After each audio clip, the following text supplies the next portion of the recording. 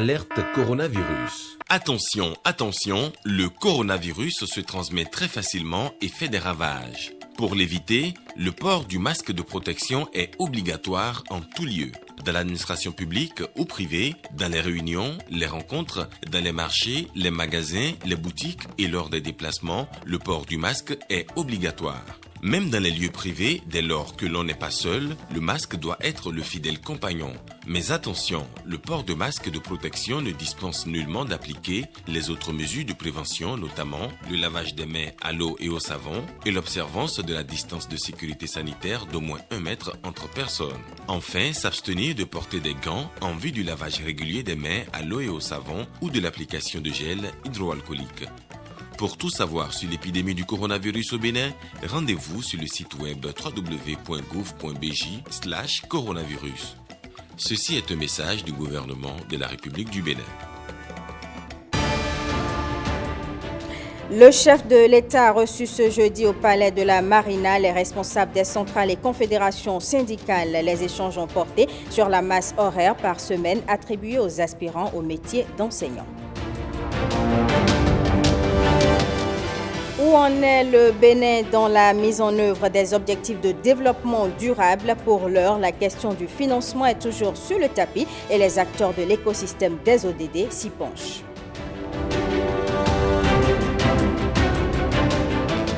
Une localité de plus est sur la liste des bénéficiaires du projet d'adduction en eau potable porté par le gouvernement. Il s'agit de Zinvier dans la commune d'Abomey-Calavi. Un centre de pompage et de traitement d'eau a été inauguré.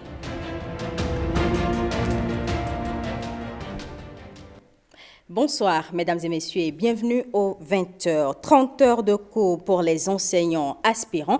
La question était au cœur d'une séance de travail ce jeudi au Palais de la Marina. Patrice Talon a échangé avec les acteurs sociaux en présence des ministres des 3 ordres d'enseignement et d'autres membres du gouvernement. Les précisions de Jérôme Mungbo et de Jean Nambima. Mu par le souci d'intérêt général et la cohésion sociale, le président Patrice Talon a invité les partenaires sociaux et les associations d'enseignants. À l'origine de cette rencontre, les remous nés de la dernière décision relative à la masse horaire pour les enseignants aspirants. Le chef de l'État fait l'état des lieux.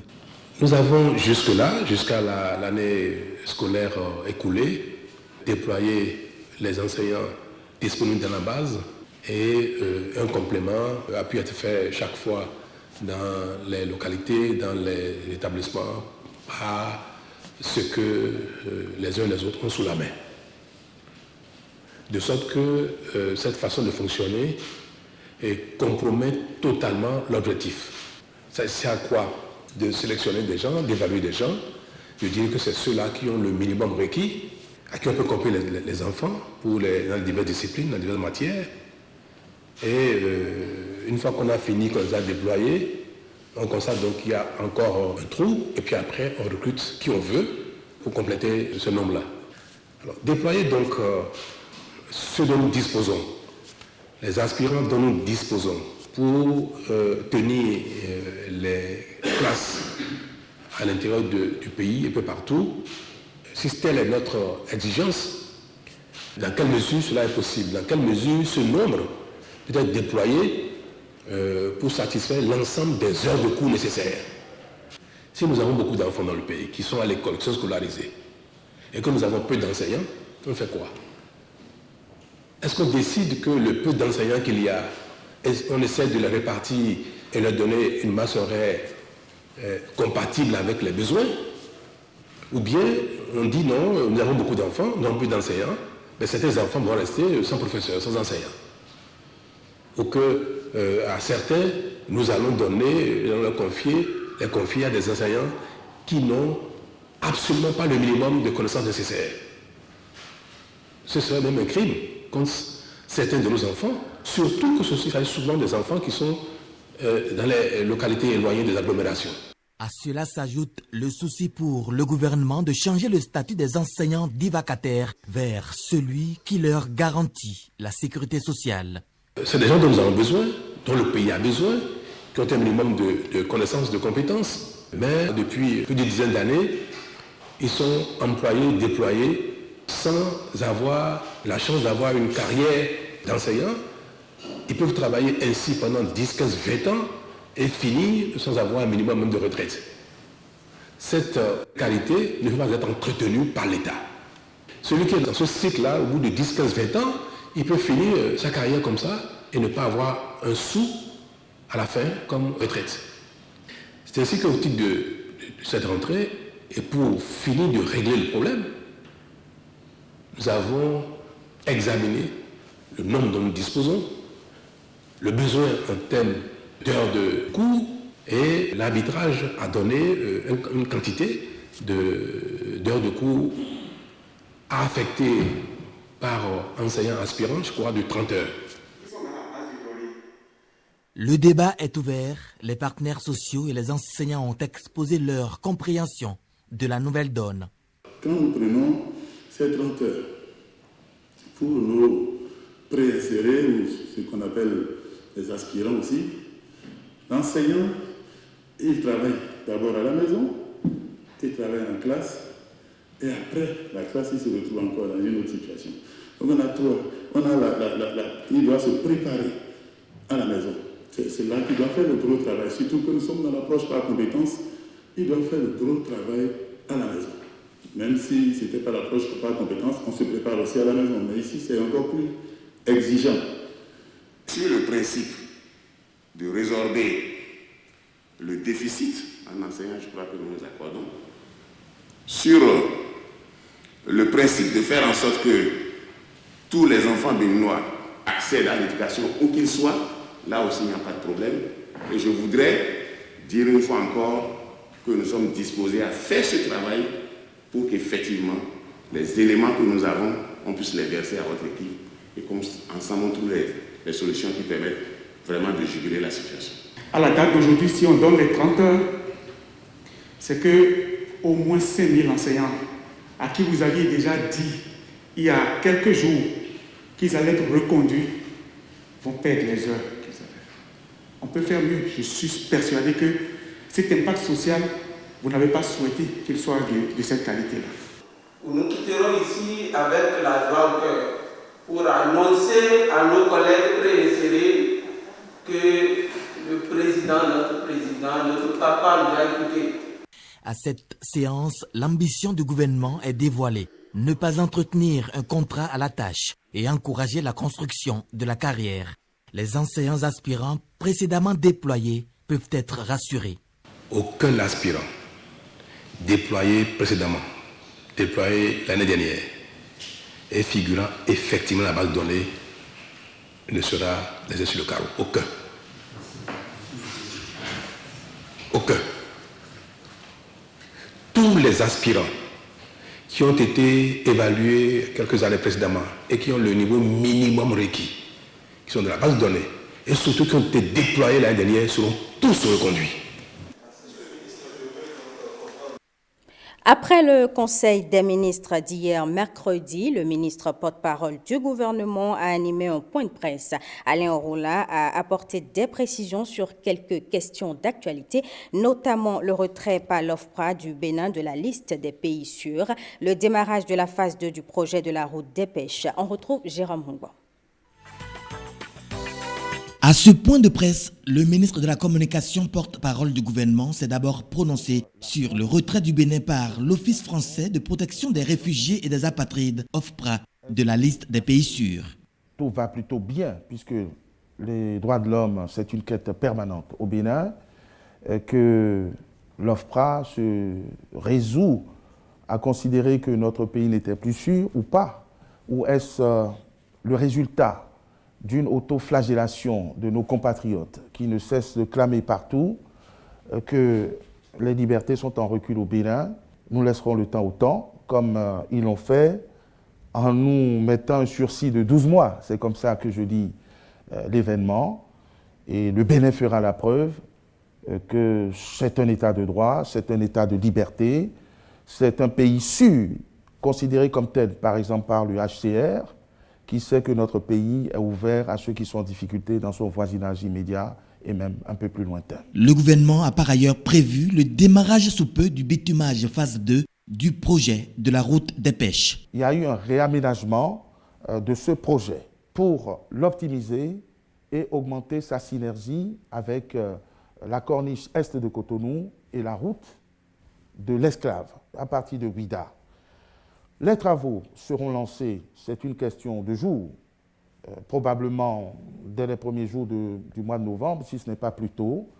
Et les populations auront l'occasion de constater qu'il n'y a pas d'annonce sans mise en œuvre des projets du gouvernement. Le mode de gouvernance des hôpitaux publics fait désormais partie des projets phares de l'exécutif. Il faut que nous ayons à la tête de nos hôpitaux une administration performante, une administration qui permette d'avoir des prestations de qualité. Autrement dit, ces réformes s'inscrivent également dans la volonté de notre pays de hisser les services publics et le service hospitalier en particulier en l'occurrence à des prestations de qualité.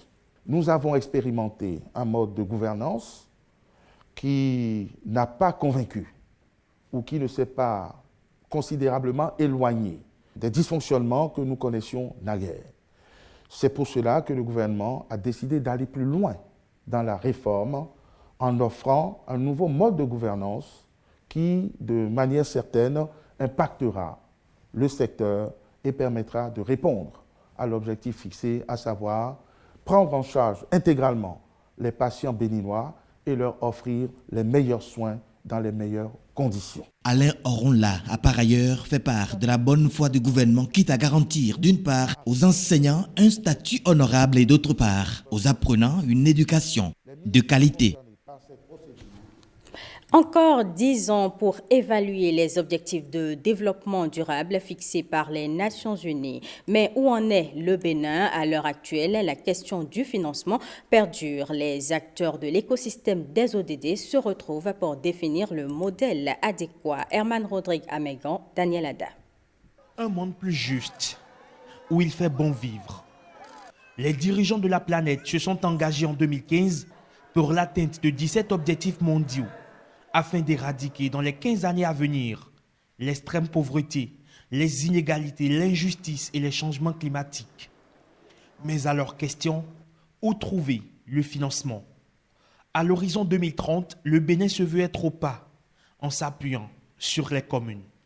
Nous avions réalisé en 2019 ce qu'on appelle la spatialisation des 6 priorités des ODD qui a amené chaque commune à prioriser 10 cibles, n'est-ce pas, les plus importantes en lien avec leur enjeu de développement et les potentialités. Donc, il est nécessaire maintenant d'évaluer le coût de la mise en œuvre de ces cibles. C'est pour ça que nous avons réuni ce parterre qui va permettre donc d'approfondir les réflexions nécessaires afin d'identifier les voies et moyens pour la mobilisation de ce financement. La vision est claire et le chronogramme établi. Mais chaque instant passé dans cette pièce rapproche de l'échéance 2030 qui semble à la fois si loin, mais également si proche. Les acteurs de l'écosystème des ODD veulent donc prendre le taureau par les cornes, mais avant, il va falloir répondre à certaines préoccupations. Il s'agit pour nous de nous poser la question de savoir si le Bénin exploite déjà suffisamment les différents modes et opportunités de financement du développement au niveau local, au niveau national. Et quelles sont les modifications qui sont intervenues dans l'environnement juridique et financier des communes depuis notre expérience de la décentralisation? Le Bénin a fait des progrès en posant en amont des actions qui se trouvent être aujourd'hui facilitatrices et avant-gardistes du combat contre la pauvreté. Elles ne sont donc pas passées inaperçues. Le Bénin est l'un des tout premiers pays à avoir réalisé l'étude relative à l'évaluation du cadre national de financement du développement qui a permis de renseigner sur les sources de financement les plus prometteuses à partir d'une approche analytique, holistique, bien définie. Ici présents, élus communaux et locaux, responsables des plans de développement à la base. Ensemble, ils vont chercher, trouver et élaborer le modèle de financement pour qu'en 2030, les disparités sociales soient des mots devenus moindres. Plusieurs experts français spécialistes des questions de protection civile se réunissent à Cotonou. Ces experts internationaux se concertent sur un projet multi-pays entrant dans le cadre de l'appui à la protection civile en Afrique de l'Ouest. Le compte-rendu de Renaud Akapo et de Simon Vignon est lu par Marcel Arossi. L'expertise française a pris ses quartiers à Cotonou sous le sceau de la protection civile. C'est pour élaborer des schémas clairs en vue de répondre à des situations d'urgence que ces experts techniques internationaux de la France ont rallié la métropole économique. Dans une dynamique de formulation de projets, les priorités identifiées dans l'espace ouest africain en termes de prévention et de risque de catastrophe seront passées en revue. C'est un séminaire où vous allez faire le point sur un projet important, qui est un projet multi-pays. C'est pour ça qu'on a une majorité de participants français qui viennent de plusieurs pays et qui ensuite redéploieront les bénéfices de ce séminaire dans les pays où ils sont affectés. Mais c'est important qu'on puisse le faire en famille avec nos partenaires béninois. Et vous dire toute l'importance de ce séminaire, toute l'importance de votre rôle. Je crois que l'actualité récente de cet été a montré ce que pouvaient être les conséquences d'une catastrophe de grande ampleur. Aucun pays n'est à l'abri des risques de catastrophe et le fait de s'y préparer relève d'un impératif. Le Bénin est en première ligne sur ces questions. Pour faire face à ces menaces susceptibles d'entraver l'atteinte des objectifs du développement durable, le Bénin et 8 autres pays ont bénéficié du programme de coopération de protection civile en Afrique de l'Ouest, PCAO, qui a été porté par la Direction de la coopération de sécurité et de défense du ministère français de l'Europe et des Affaires étrangères et dont le suivi administratif est confié à l'expertise française.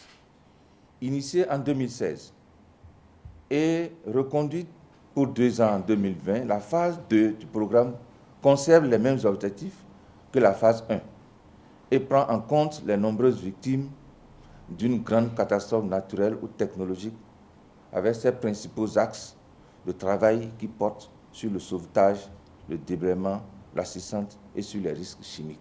Ce programme a permis de former plus de 200 sapeurs-pompiers béninois. Les pertes en vies humaines dues à la manifestation des crises et catastrophes en Afrique de l'Ouest sont d'une cruciale actualité.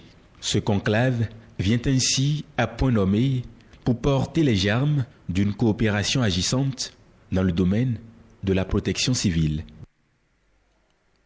On s'intéresse à présent à cette séance de sensibilisation des élus locaux et des populations portant sur les juridictions de fond. C'est une initiative du ministère de la Justice. C'est le point de Bénédicte Possou et de Robert Copin-Edor. Elle n'était fonctionnelle qu'au niveau supérieur de la pyramide, à savoir la chambre administrative de la Cour suprême. C'est loin d'être un cours magistral, mais plutôt un creuset d'échanges entre acteurs judiciaires, élus locaux et membres de la société civile sur l'existence et le fonctionnement des chambres administratives au niveau des cours et tribunaux du Bénin. Au cours de cette rencontre, les élus locaux s'informent pour servir de relais auprès des populations en vue d'un meilleur accès à la justice. Il est nécessaire que la population et vous-même, élus locaux, dont les actes peuvent éventuellement être attaqués, soient informés de ce fait, de cette nouvelle réalité sur le terrain.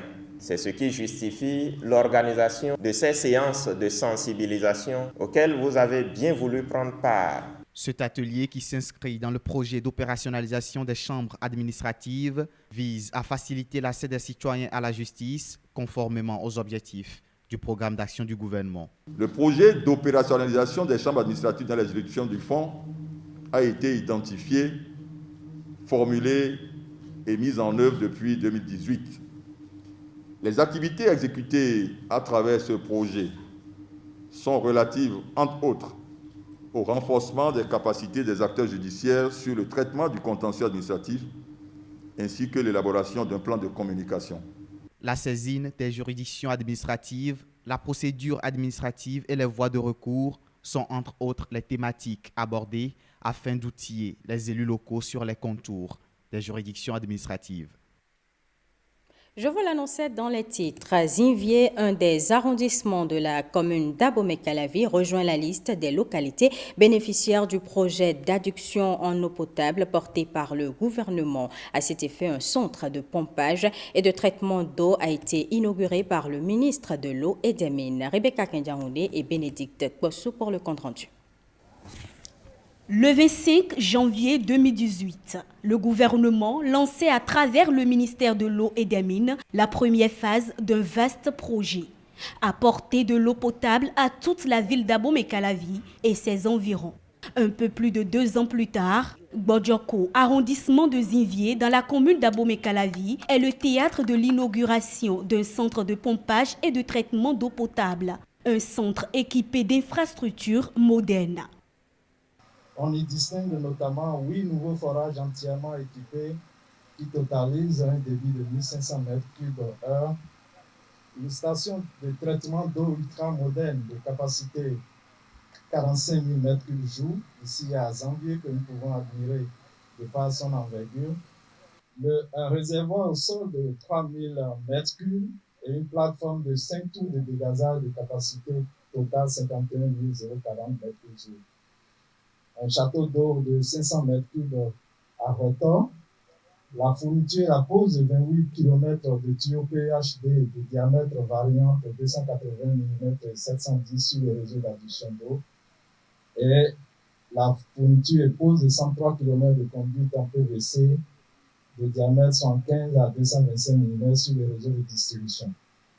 Et comme il est désormais systématique sur tous les nouveaux systèmes réalisés dans le cadre du PHG, nous avons également mis en place un système ultra moderne de gestion à distance et qui permet une exploitation optimale de ce joyau.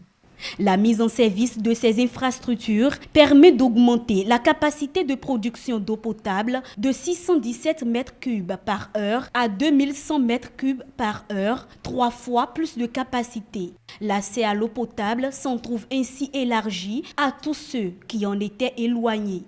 Le centre de pompage et de traitement d'eau que nous avons en face de nous a été réalisé en moins de 2 ans, à la grande satisfaction de tous. L'eau est non seulement indispensable à la vie, mais elle est la vie elle-même. La réalisation de ce projet est la preuve suprême de la fidélité à la parole donnée, bien cher à son Excellence, M. Patrice Athanase Guillaume Talon, président de la République, chef de l'État, chef du gouvernement. C'est pourquoi toute la population d'Abomey-Calavi, par ma voix, exprime toute sa gratitude et toute sa reconnaissance au président de la République pour ce projet effectivement réalisé qui améliore désormais le taux de désert en eau dans la commune d'Abomey-Calavi.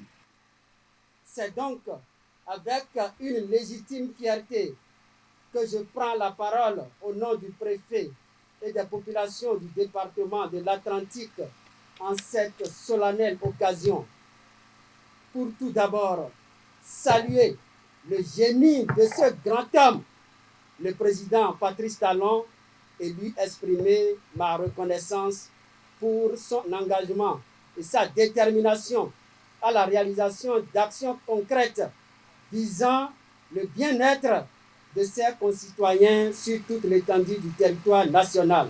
D'un coût total de 26,8 milliards de francs CFA, le projet est financé par l'entreprise Sogea Satom dans le cadre d'un partenariat public-privé.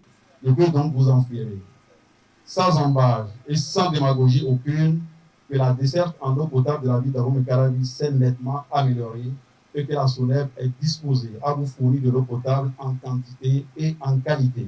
Je voudrais profiter de la présente occasion pour rassurer toutes les populations du Bénin, où qu'elles se trouvent, que le gouvernement de notre pays, à travers le ministère de l'Eau et des Mines, ne ménage aucun effort pour apporter les solutions appropriées aux problèmes liés à l'eau potable qui se posent dans toutes les localités de notre pays.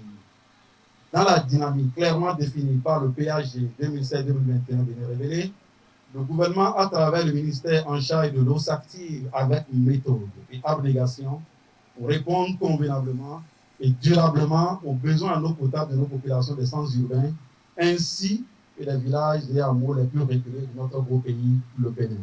L'accès intégral à l'eau potable dans tout le Bénin en 2021. Objectif prioritaire du gouvernement qui se concrétise à l'approche de l'échéance. Les phases 2 et 3 du projet devraient être lancées dans les tout prochains jours. Tous les arrondissements de Calavi-Centre en seront impactés. La boucle d'eau potable y serait alors bouclée. Un centre de diagnostic médical a aussi été inauguré à Cotonou. Les Indiens apportent leur expertise médicale à travers ce centre d'imagerie et de biologie. Plusieurs services médicaux seront offerts aux Béninois. Axel Dancy et Benjamin Denayon nous en disent plus. L'expertise médicale indienne prend quartier à Cotonou. Un nouvel espace sanitaire d'imagerie et de biologie s'ouvre au profit des Béninois. Le Bénin et l'Inde renforcent leurs liens de coopération dans le domaine de la santé. Ici, dans ce centre de diagnostic médical, se déploie toute une panoplie d'équipements médicaux. Une visite guidée des locaux permet de les découvrir. À l'actif de Primus Diagnostic, un spectre varié de services médicaux. Le secteur du laboratoire d'analyse biomédicale s'occupe de tout ce qui est analyse biomédicale. Nous pouvons recevoir des prélèvements sanguins ou le faire également au niveau du centre. Nous faisons des tests dans les principaux secteurs de biologie. Il s'agit du secteur d'hématologie, de la biochimie et de la microbiologie. Quand quelqu'un tombe malade et va dans un hôpital, souvent vous allez constater qu'on peut lui demander de faire la radio, de faire l'échographie ou de faire du scanner. Nous sommes là pour offrir ces services, pour faire ces examens-là. Primus Diagnostic ainsi ouvert au public, le représentant du ministre de la Santé se réjouit de l'office médical et assure du soutien du gouvernement. À l'heure de la médecine basée sur l'évidence, c'est donc avec plaisir que nous accueillons Primus Diagnostic qui augmente notre arsenal diagnostique. Vous savez que les explorations diagnostiques, à savoir la biologie ou la radiologie, représentent un œil supplémentaire pour le médecin pour peaufiner son diagnostic afin de mieux prendre en charge les patients. Donc ce Primus Diagnostic, en nous offrant ce cadre et en nous offrant ces outils, cela augmente notre arsenal diagnostique au Bénin. Dans le rang des invités, satisfait à fleur de lèvres. C'est la cerise sur le gâteau parce que la biologie et l'imagerie à la fois, ça ne peut que soulager nos patients encore. Parce que un patient qui doit faire la biologie, s'il faut se rendre à un centre X et aller faire l'imagerie à un centre Y, c'est plus compliqué. Donc les deux à la fois, franchement, félicitations. Il s'agit quand même d'un centre qui est spécialisé dans le diagnostic médical. Et le diagnostic est très important en médecine. Donc, et de ce que j'ai vu un personnel mixte, autant étranger que béninois, un personnel qui m'a l'air très qualifié. C'est une fierté de voir qu'une structure comme celle-ci se développe et c'est très encourageant. Ça démontre que nous sommes en train d'aller de l'avant, nous sommes en train de promouvoir la santé. Et voilà, c'est pour nous qui sommes en train de sortir radiologue, je pense que c'est une très bonne chose et de voir qu'il y a de telles initiatives. Et voilà, c'est garant d'un avenir de plus en plus serein. À Primus Diagnostic, Béninois et Indiens se croisent dans le corps médical. Ce centre médical mise sur le diagnostic précoce et possède une filiale à Abuja. Le siège de ce centre est en Inde. Demain, 9 octobre, c'est la journée mondiale de la Poste, une célébration qui intervient cette année dans un contexte marqué par la pandémie de Covid-19. D'où le thème retenu pour cette édition, bien plus que le Covid. Le ministre de la Communication et de la Poste a délivré un message à l'occasion. Il est au micro de Lénaï Kagwazaou et de Ramatou Lawani. Demain, vendredi 9 octobre 2020, notre pays, le Bénin, à l'instar des autres pays membres de l'Union postale universelle, célèbre la 146e édition de la Journée mondiale de la Poste. Cette date marque également l'anniversaire de la fondation de cette union fêtière internationale créée en 1874. La célébration de la Journée mondiale de la Poste cette année intervient dans un contexte particulier et inédit où sévit la pandémie Covid-19. Cette pandémie représente pour les opérateurs postaux de notre pays un immense défi à relever, notamment dans le domaine des services digitaux et de l'acheminement du courrier et des biens. C'est à juste titre que le thème retenu pour cette célébration par l'Union postale universelle est intitulé « Bien plus que le courrier ». Chers compatriotes, conscients du rôle moteur du secteur postal dans la vie socio-économique du Bénin, le gouvernement du président Patrice Talon a engagé des réformes aussi bien structurelles qu'organisationnelles pour faire face aux enjeux actuels et mieux préparer l'avenir. Pourvoyeurs par excellence de services de proximité, les opérateurs postaux doivent promouvoir l'innovation, l'intégration et un développement économique inclusif. C'est pour cela qu'avec le soutien et l'accompagnement de mon collègue du numérique et de la digitalisation, dont je salue la disponibilité constante, mon département ministériel encourage et soutient toutes les innovations d'offres de services postaux et les processus de transformation digitale actuellement en cours au niveau des opérateurs postaux reconnus au Bénin. Les évolutions technologiques, loin d'être une menace, constituent plutôt des opportunités à saisir par le secteur postal pour se reformer, se repositionner et offrir désormais une gamme de produits nouveaux à valeur ajoutée. Tel est le challenge du service postal aujourd'hui. La célébration de la Journée mondiale de la Poste me donne l'occasion d'exprimer, au nom du président de la République et de son gouvernement, notre volonté et notre détermination à faire de la Poste du Bénin SA et des autres opérateurs postaux privés des entreprises modernes, dynamiques, pourvoyeuses de ressources et créatrices d'emplois. Aussi, permettez-moi de saluer le dynamisme des autres intégrateurs postaux établis au Bénin pour leur contribution inestimable à l'innovation et à l'amélioration dans les prestations de services postaux dans notre pays.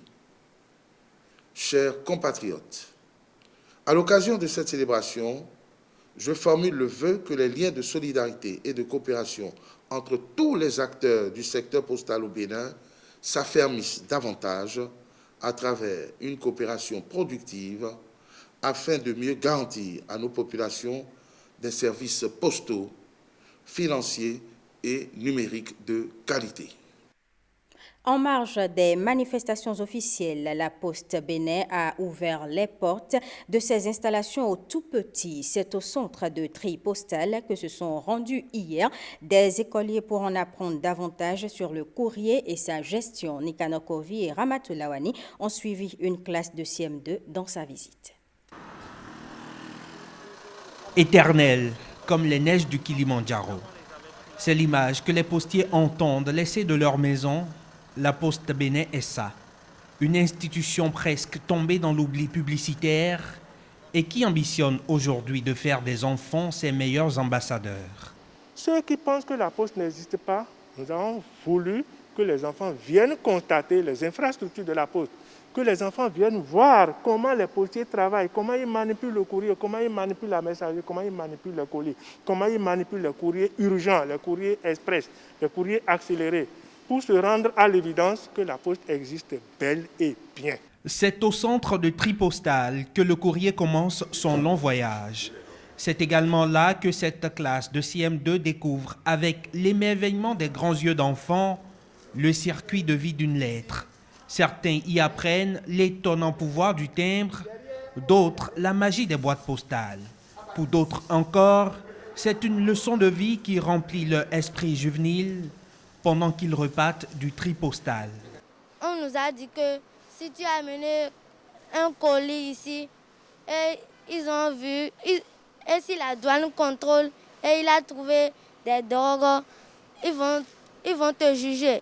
On nous a montré beaucoup de choses. On nous a dit ce qu'on ne doit pas faire. Qu'est-ce qu'on ne doit pas faire ici? Ils ont dit de ne pas amener des drogues. Sinon, s'ils ont attrapé une personne qui a amené des drogues, ils vont l'amener en prison. Du courrier scellé sous enveloppe à la distribution, c'est donc à un parcours initiatique qu'ont été invités ces jeunes écoliers. Mission accomplie, estiment les postiers commis à cet exercice pédagogique, eux enseignants d'un jour de jeunes âmes assoiffés de connaissances. On a eu des curieux, on a eu vraiment des ignorants. Et c'est l'objectif même de cette séance, de cette journée porte ouverte, c'est de faire connaître aux enfants ce que c'est qu'une lettre.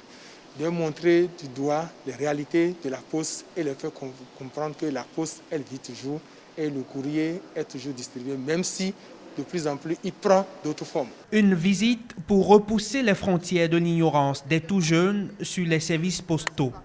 À tous égards, chaque enfant que la poste enseigne est un homme qu'elle gagne. Intéressons-nous à présent au mois du consommant local. Hier, 7 octobre, le coton était à l'honneur. Occasion pour la ministre de l'Industrie et du Commerce d'organiser un forum sur la promotion du label béninois du coton. Un forum qui a réuni des membres du gouvernement et des opérateurs de la filière. Rebecca Kendiaoundé, Ernest Tetego.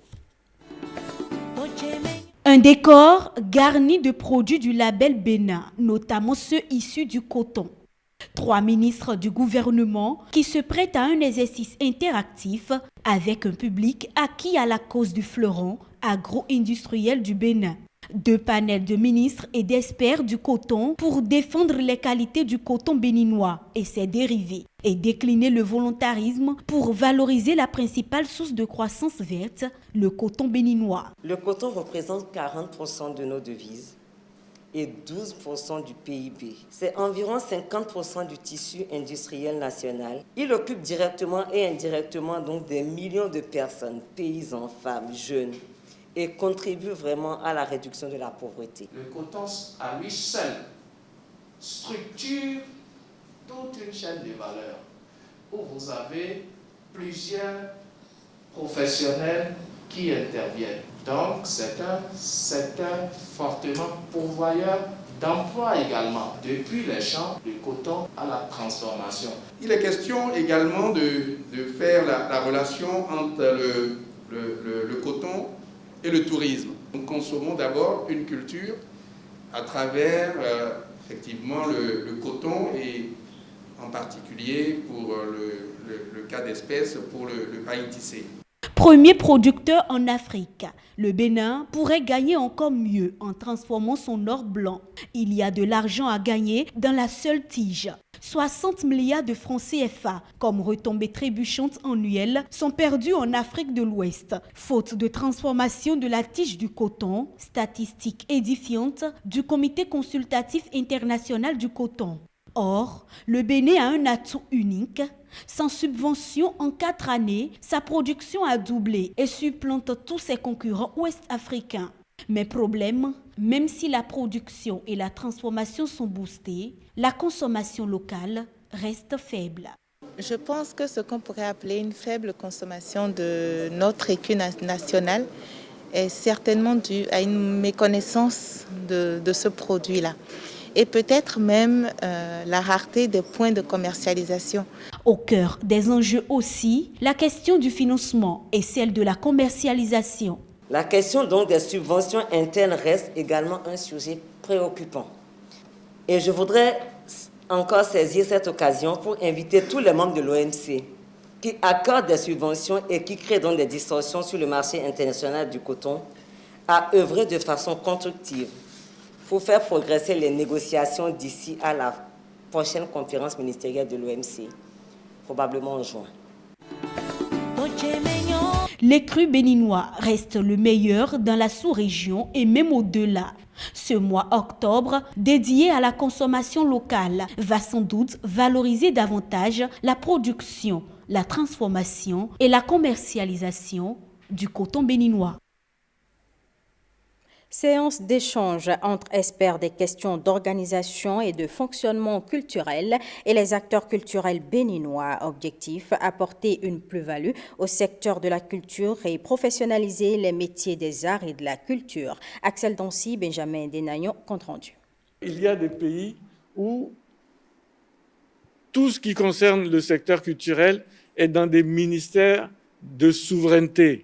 À peine arrivé à Cotonou, le technocrate spécialiste des questions d'organisation et fonctionnement culturel entame une tournée. Sa première escale, Centre culturel artistique Africa Dagla. Ici, il vient à la rencontre des acteurs culturels, artistes et promoteurs culturels. La professionnalisation des métiers d'art et de la culture et la recherche de financement pour booster le secteur au plus haut niveau sont les principaux sujets abordés. Le financement, ce n'est qu'un moyen. C'est le moyen pour atteindre la mise en œuvre d'une politique. Et cette politique, elle se fait par rapport à des enjeux qu'une société vit. Des enjeux qui sont d'ordre différent, d'ordre économique, créer des emplois, créer de la richesse, mais des enjeux qui sont également d'ordre social, contribuer à ce qu'on vive bien ensemble et à créer des conditions de vie qui rendent la vie vivable pour les hommes et les femmes d'un pays. Au jeu de questions-réponses, Francisco d'Almeida éclaire, enrichit et conseille. Quand les grandes puissances veulent aller ailleurs, vous savez ce qu'elles font? Elles font d'abord des expositions avant d'envoyer leurs industries. Et ces expositions ou ces événements artistiques cherchent à montrer le savoir-faire des habitants d'un pays, leur talent, et à donner envie aux autres. Je veux aller voir, je veux connaître, je veux travailler avec eux. Le public de professionnels culturels est ravi d'en apprendre auprès de cet expert, toute une école d'expérience. C'est un intérêt capital parce que, comme a dit cet expert, il a beaucoup d'expérience dans le domaine de tout ce qui concerne donc, la culture et les arts, tout ce qui concerne le financement de la culture, tout ce qui concerne l'accompagnement dans les politiques culturelles.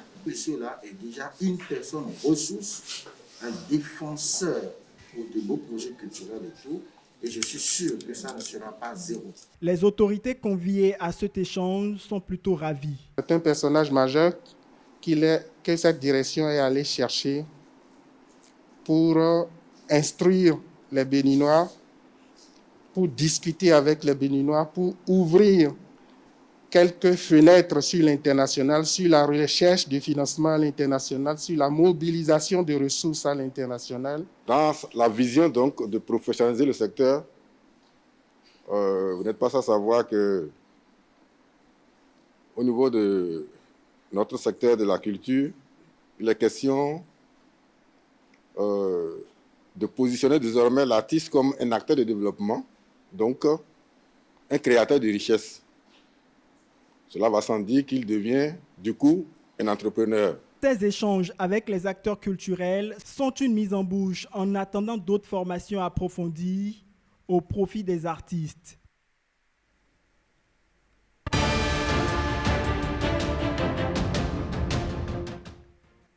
L'Allemagne compte de nouveaux cas de Covid-19. Le record de 6500 cas en 24 heures est atteint, une situation qui inquiète les autorités sanitaires. Le prix Nobel de littérature 2020 est connu. Âgée de 77 ans, l'Américaine a été récompensée pour sa voix poétique. Christelle Tongodo.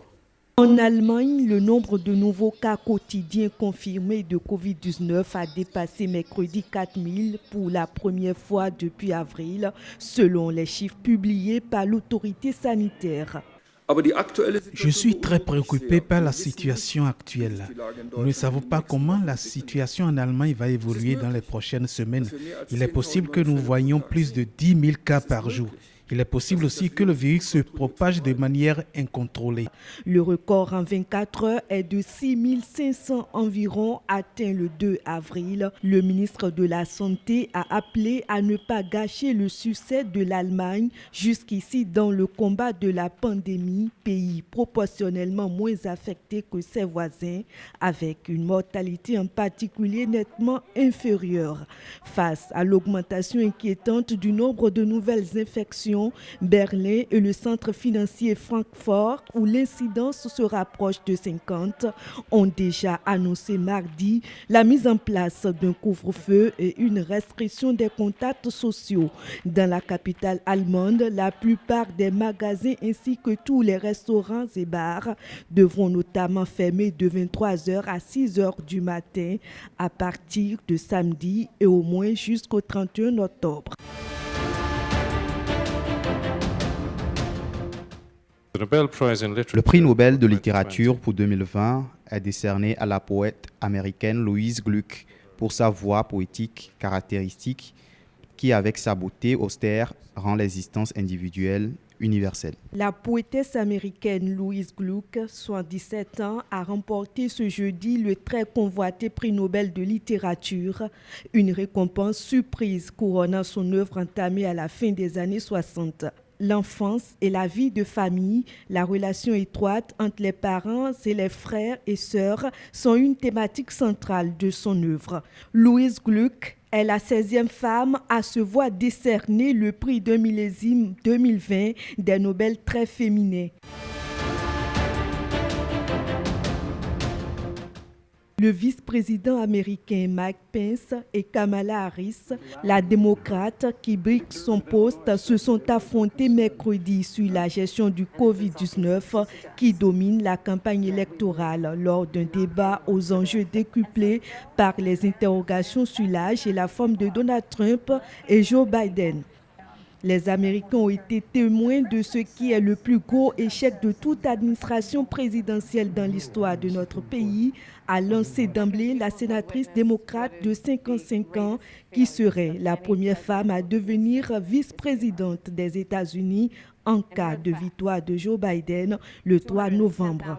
Défendant au contraire les mesures de l'administration Trump, Mike Pence, 61 ans, a accusé Kamala Harris de saper la confiance des Américains dans un vaccin actuellement en préparation, alors que les démocrates accusent la Maison-Blanche de vouloir court-circuiter les procédures pour qu'un vaccin soit prêt avant le scrutin. Mike Pence a largement gagné, a assuré sur Twitter Donald Trump, convalescent du coronavirus. Kamala Harris, nous sommes tous fiers de toi, a tweeté de son côté Joe Biden. Dans les faits, le débat n'a pas fait émerger un vainqueur apparent au moment où le ticket républicain doit absolument refaire son retard de plus en plus marqué dans les sondages. Mike Pence est en effet depuis février aux commandes de la cellule de crise de la Maison-Blanche chargée de lutter contre le coronavirus. Il a rejeté une fois de plus la responsabilité sur la Chine, promettant de lui faire rendre des comptes. Alerte coronavirus. Attention, attention, le coronavirus se transmet très facilement et fait des ravages. Pour l'éviter, le port du masque de protection est obligatoire en tout lieu. Dans l'administration publique ou privée, dans les réunions, les rencontres, dans les marchés, les magasins, les boutiques et lors des déplacements, le port du masque est obligatoire. Même dans les lieux privés, dès lors que l'on n'est pas seul, le masque doit être le fidèle compagnon. Mais attention, le port de masque de protection ne dispense nullement d'appliquer les autres mesures de prévention, notamment le lavage des mains à l'eau et au savon et l'observance de la distance de sécurité sanitaire d'au moins 1 mètre entre personnes. Enfin, s'abstenir de porter des gants en vue du lavage régulier des mains à l'eau et au savon ou de l'application de gel hydroalcoolique. Pour tout savoir sur l'épidémie du coronavirus au Bénin, rendez-vous sur le site web www.gouv.bj/coronavirus. Ceci est un message du gouvernement de la République du Bénin. Ce sera tout, mesdames et messieurs, pour ce journal que je vous remercie d'avoir suivi.